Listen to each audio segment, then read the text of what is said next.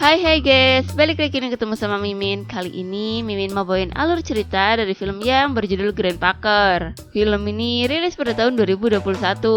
Dan pastinya kalian penasaran banget dong gimana ceritanya. Jadi tonton terus videonya sampai selesai ya. Tapi sebelum masuk alur ceritanya, Mimin kasih tahu nih kalau video ini mengandung spoiler. Dan buat kalian semua yang gak suka spoiler, boleh close ya. Tapi buat yang mau tahu lebih lanjut gimana alur ceritanya, jangan lupa subscribe dulu biar Mimin lebih semangat bikin video-video yang lainnya. Oke, langsung aja yuk kita masuk ke alur ceritanya.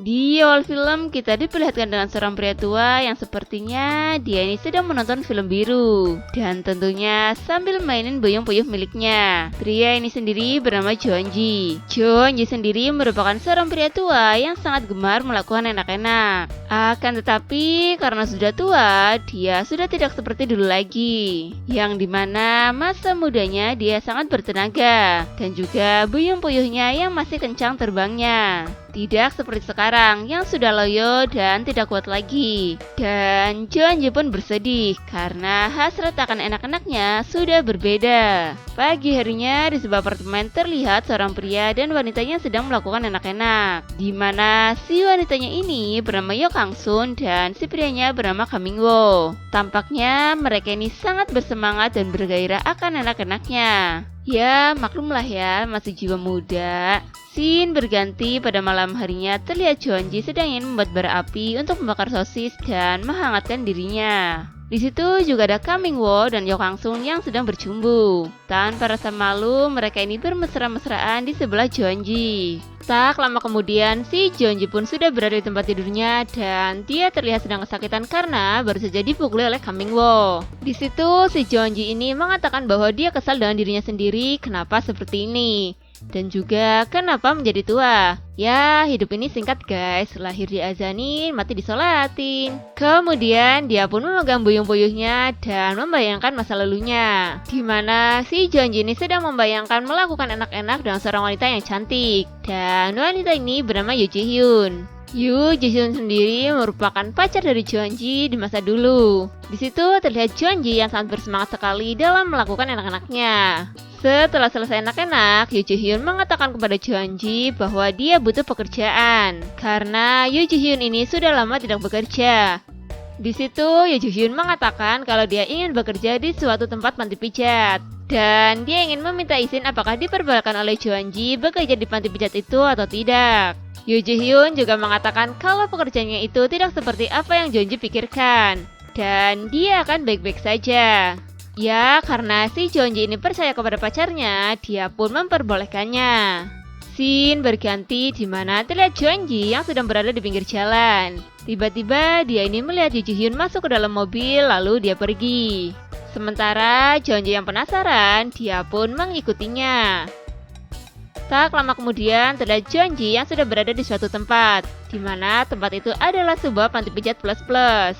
Kemudian datanglah Yoo Ji Hyun yang membawa seperangkat alat pijat dan langsung membuka bajunya. Wah, belum apa-apa udah buka-buka aja nih. Di situ Yoo Ji Hyun belum sadar kalau pasiennya adalah Joonji. Di saat Joonji menghampirinya, Yoo Ji Hyun pun sangat terkejut dan dia hanya bisa terdiam melihatnya. Seketika itu pun Joonji sangat marah kepadanya. Lalu Joonji mengatakan kenapa pekerjaannya seperti ini. Akan tetapi marahnya itu tidak berlangsung lama karena Joonji melihat gunung kembar Yoo Ji Hyun yang sangat indah pemandangannya. Dan dari situ timbullah rasa ingin menikmatinya. Lalu Yoo Ji Hyun pun menawari untuk memijatnya. Tak lama terlihat Joonji yang sedang dipijat oleh Yoo Ji Hyun. Karena takut Joonji akan marah lagi dan lagi pula ini memang pekerjaannya. Di situ Yoo Ji Hyun pun membuka semua pakaiannya dan terjadilah enak-enak di situ.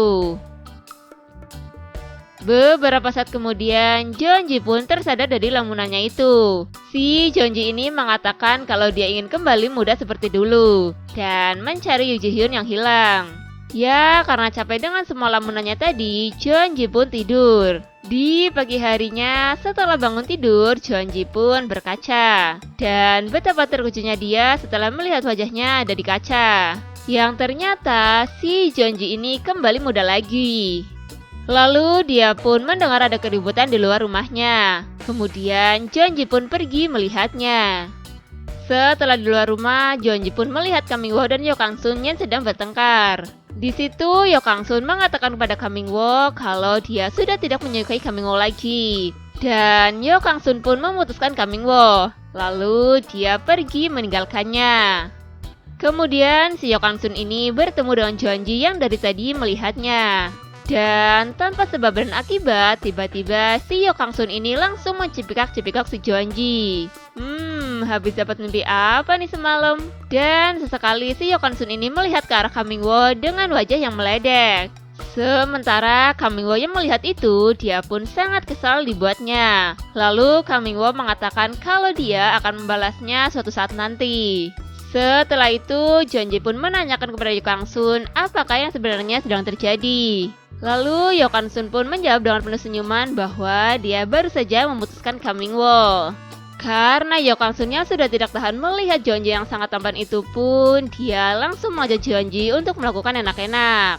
Scene berganti di saat Jeonji dan Yo Kang-sun sudah berada di kamar Jeonji. Kemudian Yo Kang-sun pun langsung membuka pakaian dari Jeonji. Akhirnya terjadilah enak-enak di situ.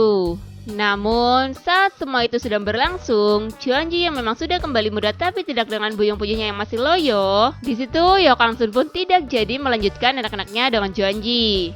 Lalu dia mengatakan kepada Jeonji kalau buyung-buyungnya sudah normal lagi dan tak loyo, dia akan menemuinya lagi. Ya, nggak jadi enak dong. Dan terlihat dia yang diantar pulang oleh Jeonji. Mereka pun terlihat semakin dekat. Setelah sampai, Yo Kang-sun pun keluar dari mobil dan dia pun pergi meninggalkan Jeonji. Sementara Jeonji yang sudah sampai di rumah, dia pun terlihat sedang memanasi buyung-buyungnya sambil menonton film biru. Akan tetapi dia terlihat putus asa karena si buyung selalu tidak bisa tegak seperti tiang bendera. Jeonji pun sangat terheran-heran karena kenapa si buyungnya ini masih loyo akan tetapi wajahnya yang sudah kembali muda. Jeonji pun berharap dia ingin normal seperti dulu lagi dan dia pun tertidur. Beberapa saat kemudian terlihat Jeonji yang sudah lebih muda lagi dan bertenaga tentunya. Lalu dia pun merasakan kalau buyung-buyungnya sudah tegak dan tidak loyo lagi. Dia pun terlihat sangat senang. Lalu Jeonji pun mencoba keluar rumah dan berjalan-jalan. Tiba-tiba dia melihat Kang Mingwo bersama dua orang yang ada di belakangnya. Kang Mingwo pun melihat Jeonji yang ada di situ. Dia terlihat sangat bingung karena Jeonji jadi lebih muda lagi. Akan tetapi Kang Mingwo tidak terlalu memperdulikan itu. Dia pun langsung menyuruh anak buahnya untuk memberikan boga mentah kepada Jeonji. Yang tentunya dalam misi balas dendam karena pacarnya telah direbut oleh Jeonji. Namun di situ Jeonji bisa menghindarinya. Kini tinggal Kang Mingwo yang ingin menghajarnya. Namun tiba-tiba ada seorang pria yang melihatnya dan langsung memisahkan mereka berdua. Di mana pria ini bernama Kang Jae. Tapi nggak pakai susu ya. Dia pun bertanya kepada Jeonji apakah dia baik-baik saja. Diketahui Kang Jae ini merupakan dokter dari Jeonji. Dialah yang merawat Jeonji selama ini. Scene berganti di mana Kang Jae dan Jeonji yang sudah berada di sebuah kafe sambil minum-minum bersama. Lalu Kang Jae pun memberikan sebuah resep obat kepada Jeonji. Dan setelah itu dia pun pergi. Kemudian di saat Jeonji berjalan kaki untuk pulang, tiba-tiba dia melihat seorang wanita. Lalu dia pun menghampirinya. Ternyata wanita itu adalah Yoo Ji-hyun. Di situ Jeonji pun mengatakan kalau dia selama ini mencarinya.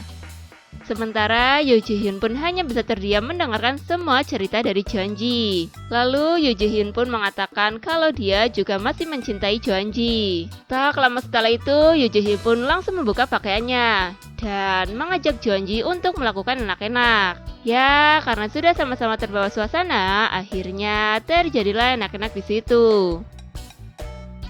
Beberapa saat kemudian, Jeonji pun pergi ke suatu rumah, di mana itu adalah rumah milik Yo Kang-sun. Rupanya di situ Yo Kang-sun sudah menunggunya. Yo Kang-sun pun bertanya apakah buyung-buyungnya sudah normal kembali atau belum. Jeonji pun menjawab kalau semuanya sudah normal kembali. Yo Kang-sun pun langsung memegangnya untuk memastikan kalau semua itu benar. Dan terjadilah enak-enak di situ. Di akhir film terlihat Yo Kang Sun dan Jo An Ji yang sedang tidur bersama. Tiba-tiba datang si Yoo Jae Hyun yang menghampiri mereka berdua. Jo An Ji pun sangat terkejut dan bingung. Akan tetapi di saat Yo Kang Sun pergi, Yoo Jae Hyun langsung mencipika-cipikok Jo An Ji. Dan mereka pun melakukan enak-enak lagi. Dan film pun selesai. Oke guys, terima kasih telah menyaksikan video ini. Kalau kalian semua suka sama videonya, jangan lupa klik tombol like ya. Dan nantikan selalu video-video selanjutnya dari channel ini. Sampai jumpa.